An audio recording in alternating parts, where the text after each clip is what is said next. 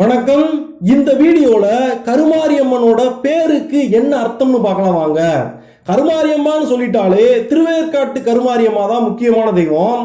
இதுல இந்த கருமாரி அப்படிங்கிற இந்த பேரை கேட்டாலே நமக்கெல்லாம் படார்னு என்ன தோணும்? கருமாரினா கருப்பான மாறி, கருத்த மேனியோட காட்சி கொடுத்து நம்ம கஷ்டங்களை எல்லாம் பறக்க விடுறவ தான் இந்த கருமாரின்னு தோணலாம். ஆனா இந்த கருமாரியம்மாவுடைய படத்தை கொஞ்சம் நல்லா ஒத்து பாருங்க. இதுல சாமி ஒண்ணு கருப்பா இல்லையே, நல்லா பளிர்னு வெள்ளையா இருக்குதப்பா அப்படின்னு சொன்னா, டேய் நீ ஏதோ தப்பான படத்தை எடுத்து வச்சிருக்க. நீ எடுத்து காட்டுறது மாரியம்மாவோட போட்டோடா, கருமாரியம்மா இல்ல. கருமாரியம்மா கரையல்னு தாண்டா இருக்கும்னு சொன்னீங்கன்னா அப்படியே வச்சுக்கிடுவோம். கூகுள்ல கருமாரியம்மன் சர்ச் பண்ணினா முதல்ல வர்ற போட்டோ, அதுவும் கவர்மெண்ட் வெப்சைட்ல வர்ற போட்டோவே இந்த சிவப்பா இருக்கிற மாரியம்மாவை தான் கருமாரியம்மான்னு சொல்றாங்க. ஆஹா தம்பி, நீ வெறும் படத்தை மட்டும் வச்சுக்கிட்டு பேசாத. கருமாரியம்மனுடைய சிலைய போய் பாரு. சிலைய போய் பார்த்தா தாண்டா கருத்த மேனிக்காரி கருமாரியம்மாவை பார்க்க முடியும்னு சொன்னீங்கன்னா கரெக்டு. கருமாரியம்மாவுடைய சிலைகளை தேடி பார்த்தோம்னா வைரம் போல அவ முகம் கருப்பா தான் ஜொலிக்குது, அதை ஒத்துக்கிறலாம். ஆனா கருமாரியம்மன் சிலை மட்டுமா கருப்பா இருக்கு? நீங்க தமிழ்நாட்டுல எந்த கோயில இருக்கிற மாரியம்மா சிலையை போய் பார்த்தாலும் கருங்கல்லால செய்யப்பட்ட அம்மா கருப்பா தான் காட்சி கொடுக்குறா. அதனால இப்ப கோவில்ல இருக்கிற சிலையை மட்டும் காரணம் காட்டி கருமாரியம்மா கருப்பா தான் இருப்பான்னு சொல்லிட முடியாது. இப்ப உங்களுக்கு ரெண்டு ஃபேமஸான கோவில் இருக்கிற மாரியம்மாவுடைய படங்களை காட்டுறேன். இந்த படங்களை பார்த்துட்டா கருமாரியம்மா கருப்பா இல்ல சிவப்பான்னு நமக்கு ஒரு ஐடியா கிடைச்சிரும். முதல் படம் இருக்கங்குடி மாரியம்மாவோட படம். நீங்க எந்த இருக்கங்குடி மாரியம்மாவுடைய படத்தை எடுத்து பார்த்தாலும் அதுல அவளோட வலது காலை மடிச்சு வச்சுக்கிட்டு இடது காலை தொங்க போட்டு உட்கார்ந்துருப்பா. ஆனா வேற எல்லா கோயில்ல இருக்கிற மாரியம்மாவை போய் பாருங்க, அந்த மாரியம்மாலாம் இடது காலை மடிச்சு வச்சுக்கிட்டு வலது காலை தொங்க போட்டு உட்கார்ந்துருப்பாங்க. ஸோ டிஃப்ரெண்டா காலை மடிச்சு உட்கார்ந்து இருக்கிறது தான் இந்த இருக்கங்குடி மாரியம்மாவுடைய சிக்னேச்சர் பொசிஷன். எத்தனை ஆர்டிஸ்ட் இந்த அம்மாவை டிசைனா படம் வரைஞ்சாலும் இந்த கால் பொசிஷனை மட்டும் மாத்தி வரையவே முடியாது. அப்படி மாத்தி வரைஞ்சிட்டா அந்த ஆர்டிஸ்ட் வரைஞ்சது இருக்கங்குடி மாரித்தாயே இல்லைன்னு நம்ம சொல்லிவிடுவோம். அதே போல இந்த ரெண்டாவது படம் சமயபுரம் மாரியம்மாவை பார்த்தோம்னா நிறைய கோவில்கள்ல அம்மன் சூலாயுதத்தை தன்னுடைய மெயினான ஆயுதமா வச்சிருக்கும் போது இந்த சமயபுரம் மாரியம்மா தன்னோட வலது கையில ஃபர்ஸ்ட் ஆயுதமா ஒரு கத்தியை தூக்கி காட்டின மாதிரி உட்கார்ந்துருப்பா. அதுதான் அவளோட ஸ்பெஷல். இந்த கத்தி இல்லாம பார்த்தோம்னா நமக்கு சமயபுரம் மாரித்தாய் மாதிரியே தெரியாது. இந்த ரெண்டு படங்கள்ல இருந்து நம்ம என்ன புரிஞ்சுக்கலாம்னா, காலங்காலமா பழைய படங்களா இருக்கட்டும் புது படங்களா இருக்கட்டும் இந்த மாரியம்மாக்களுடைய சிக்னேச்சர் பொசிஷன்ஸ் சிறப்பான அம்சங்களை நம்ம மாத்தி வச்சு படம் வரைகிறதே கிடையாது. அப்படி பார்க்கும்போது கருமாரியம்மா கருப்பா தான் இருப்பான்னு சொன்னோம்னா அவளோட பேர்லயே இருக்கிற அந்த சிக்னேச்சர் கலர்ல, அதாவது கருப்பு கலர்ல தான் அவளோட படங்கள் வரையப்படணும். ஆனா நம்ம ஏன் கருமாரிய வெள்ளை கலர் படங்களை பார்த்து கும்பிட்டுக்கிட்டு இருக்கோம்? இன்னைக்கு நேத்து இல்ல, ரொம்ப பழைய கருமாரியம்மன் படங்கள்ல, திருவேற்காடு கருமாரியம்மன் தேவஸ்தானம் வெளிவிட்ட படங்கள்ல கூட அவளை கருப்பான மேனியோட அவங்க வரையல, வெள்ளையாத்தான் வரைஞ்சிருக்காங்க. சோ கருமாரியம்மானா கருப்பான மேனியோட தான் இருப்பா அப்படின்னு சொல்ல முடியாது. சரி, அப்ப கருமாரியம்மாவுக்கு ஏன் இப்படி ஒரு பேர் வந்துச்சு? ஏன் கருமாரியம்மான்னு பேர் வந்துச்சுன்னு சொல்லி கேட்டா, இதை தெரிஞ்சுக்கிறதுக்கு நம்ம அவளோட வரலாறுக்குள்ள போய் பார்க்கணும். இந்த கருமாரியம்மாவுடைய வரலாறு நம்ம ஏற்கனவே பார்த்திருந்த பெரியபாளையம் பவானி அம்மாவுடைய கோவில் வரலாறோட கொஞ்சம் பின்னி பிணைஞ்சுதான் இருக்கும். தன்னுடைய தங்கச்சியோட வயிற்றுல பிறக்கிற 8வது குழந்தை தன்னை கொண்டு விடும்னு தெரிஞ்சுக்கிட்டு கம்சன் அவளுடைய வயிற்றுல பிறந்த எல்லா குழந்தைகளையும் அழிச்சுக்கிட்டு இருக்கான். அந்த சமயத்துல தன்னுடைய தங்கச்சியோட வயிற்றுல 8வதா பிறக்க போற குழந்தை கிருஷ்ணனையும் கொல்றதுக்கு கம்ச மகாராஜா முயற்சி செய்யும் போது கிருஷ்ணனோட இடத்துல கோகுலத்திலிருந்து கொண்டு வரப்பட்ட மாயாதேவி அப்படின்னு ஒரு பொன் குழந்தை மாத்தி வைக்கப்படுது. அந்த பொன் குழந்தைய கம்சன் கொல்ல முயற்சி செய்யும் போது அவனோட மார்பளையே ஒரு மிதி விட்டுட்டு அந்த குழந்தை பறந்து போய் தன்னை காப்பாத்திக்கிட்டு, அடே மூட கம்சா, என்னுடைய அண்ணன் கிருஷ்ணனை உன்னால் கொல்லவே முடியாது, அவனுடைய இடத்திலே அவனுக்கு பதிலாக கருமாரி நான் இங்க உட்கார்ந்துருக்கேன்னு சொல்லிட்டு அந்த மாயாதேவி சொன்னாலாம். இதை கேட்ட அந்த கம்சன் கருமாரி உட்கார்ந்து இருக்கிற இந்த மாயாதேவியை பார்த்து கருமாரின்னு கத்துனானா. அந்த சமயத்துல இந்த அண்ட சராசரங்கள் முழுவதும் இந்த மாரியம்மாவுடைய பேரு கருமாரி கருமாரின்னு ஒழிக்கப்பட்டுச்சு. இப்படி கருமாரி நின்னனாலதான் இந்த அம்மாவுக்கு கருமாரின்னு ஒரு பேர் வந்துச்சுன்னு சொல்லப்படுது.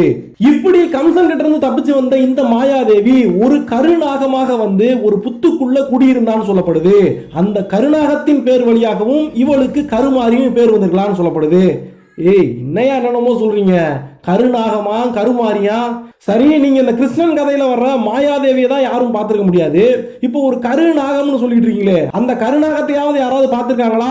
பார்த்த சாட்சி இருக்கான்னு சொல்லி கேட்டா ரொம்ப தூரம்லாம் போவாங்களா? இன்னையில இருந்து ஒரு 120 130 வருஷங்களுக்கு முன்னால அந்த கருநாகத்தை பார்த்தது மட்டும் இல்ல, அந்த கருநாகத்துக்கிட்ட கடி வாங்கின ஆளெல்லாம் கூட இருக்காங்க. இப்ப கூட இந்த கருமாரியம்மாவுடைய கோவில் எப்படி உருவாச்சுன்னு சொல்லி கேட்டோம்னா, அந்த ஊர்ல இருக்கிற ரொம்ப வயசான ஆளுகள்லாம் சொல்லுவாங்க, பல நூற்றாண்டு காலமா இந்த புத்துக்குள்ள ஒரு கருநாகம் தான் குடியிருந்துச்சு. அது தன்னை வெளிக்காட்டி இங்க கருமாரியம்மாவா பேர் பெற்று உட்கார்ந்துருக்குன்னு சொல்லுவாங்க. இதுக்கு சாட்சி சொல்லும் விதமாக பூந்தமல்லிக்கு பக்கத்துல இருக்கிற பழந்தண்டலம் அப்படிங்கிற ஊர்ல அலமேலு அம்மா அப்படின்னு ஒரு அம்மா காட்டு வேலைகளை எல்லாம் பார்த்து வாழ்ந்து வந்திருக்காங்க. அவங்கள ஒரு சமயத்துல ஒரு கருநாகம் வந்து தீண்டிருச்சு. அந்த கருநாகம் தீண்டினதுக்கு அப்புறமா இறந்து போன அவங்கள புதைக்கிறதுக்காக இவங்க எல்லாம் சுடுகாட்டுக்கு எடுத்துட்டு போயிருக்காங்க. அந்த சமயத்துல அங்க வந்திருந்த ஒரு சாமியார், இந்த பொண்ணு இன்னும் சாகல, அவளோட வாயில கூளை நல்லா காய்ச்சி ஊத்துங்க, அவ கண்டிப்பா எந்திரிச்சிருவான்னு சொல்ல போக அப்படியே மக்கள் செய்யறாங்க. அடுத்த கணமே இறந்து போய் கிடந்த அந்த அலமேலு அம்மா எந்திரிச்சு நின்று அருள் வந்து ஆடுறாங்க. எனக்கு இட்ட கட்டளைப்படி இன்னும் 21 தலைமுறைகளுக்கு என்னுடைய குடும்பத்தாரோட வாரிசுகளும் நானும் இந்த இடத்துல இறங்கி மக்களுக்கெல்லாம் அருள் சொல்லி இந்த மக்களுக்கெல்லாம் சாம்பல் திருநீரை அளித்து அவங்களுடைய குறையெல்லாம் தீர்த்து வைப்பேன் அந்த அம்மா சொல்லி வரா.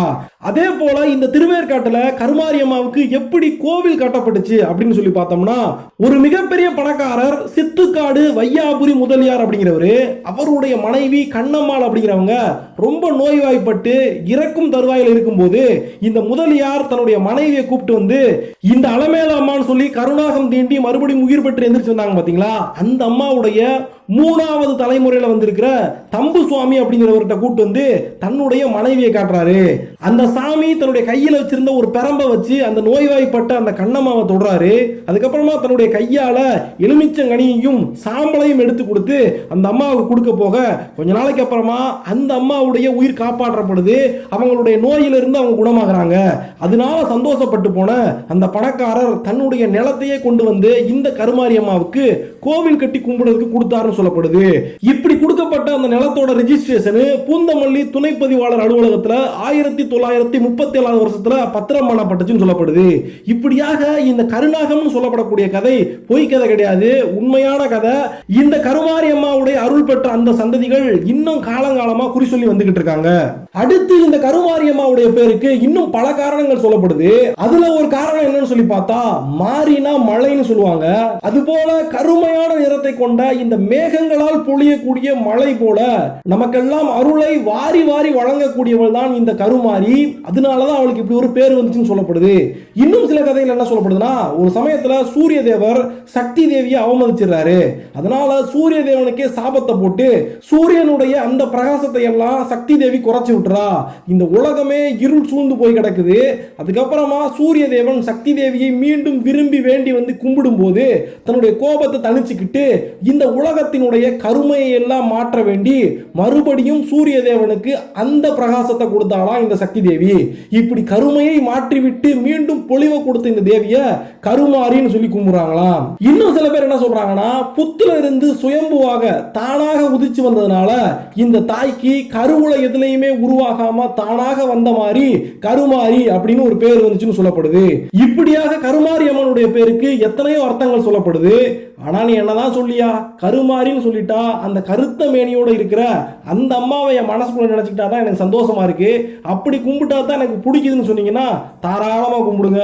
இந்த மாரியம்மாவை நம்ம ஒரு சின்ன குழந்தையா நினைச்சு ஒரு பாலாமுகி தேவியா கும்பிட்டாலும் சரி, இல்ல ஒரு குமரியா நினைச்சு முத்து மாரியம்மாவை கும்பிட்டாலும் சரி, இல்ல நமக்கெல்லாம் ஒரு தாயாக நினைச்சு ஒரு சமயபுரம் மாரியம்மாவை நினைச்சு கும்பிட்டாலும் சரி, எப்படி கும்பிட்டாலும் இந்த மாரியம்மா, இந்த கரு மாரியம்மா நமக்கு எல்லா செல்வங்களையும் கொடுத்து நம்முடைய குறைகளை எல்லாம் தீர்த்து வைப்பான்னு நம்ம நம்பலாம். இந்த வீடியோ உங்களுக்கு பிடிச்சிருந்துச்சுன்னா ஒரு லைக் கொடுங்க. இந்த வீடியோ எப்படி இருந்துச்சுன்னு கமெண்ட்ஸ்ல சொல்லுங்க. உங்களுக்கு பிடிச்ச கோவில்கள், உங்களுக்கு பிடிச்ச சாமிகளை பத்தி வீடியோக்கள் போறதுக்கு இந்த வீடியோடைய கமெண்ட்ஸ்ல சொல்லுங்க. இதே மாதிரியான ஆன்மீக தகவல்களை தெரிஞ்சுக்கிறதுக்கு இந்த சேனலை சப்ஸ்கிரைப் பண்ணி பெல் ஐகானை கிளிக் பண்ணி ஆல் அப்படிங்கிற ஆப்ஷனை தொட்டு வச்சுங்க. நன்றி, வணக்கம்.